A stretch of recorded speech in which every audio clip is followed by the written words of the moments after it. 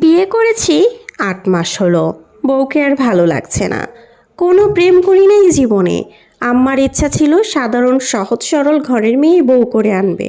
বয়স ২৬ চলে, স্ত্রীর বয়স মাত্র ১৯। সে অনেক অগোছালো, সাজগোজ করে না।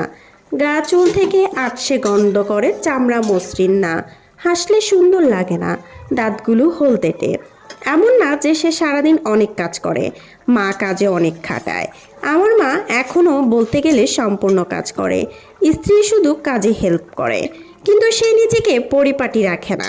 সবচেয়ে বিচ্ছিরি লাগে তার চুলগুলো। বিয়ের আগে তার চুল দেখি নাই, হিজাব পরা ছিল। তার চুলগুলো বেড়ার আইসের মতো পাতলা, খোপাও হয় না, বেনিও হয় না। আমি সবসময় দীর্ঘ লম্বা কেশি, হাঁটু সমান চুল এমন কাউকে বউ হিসেবে চাইতাম। তার চুলে খোপা বেঁধে গাজরা লাগিয়ে দিব, বেনি করে দিব। এদিকে আমি যে কোম্পানিতে জব করি সেখানে সবাই মেয়ে কলিগ যারা আছে সেজেগুজে থাকে।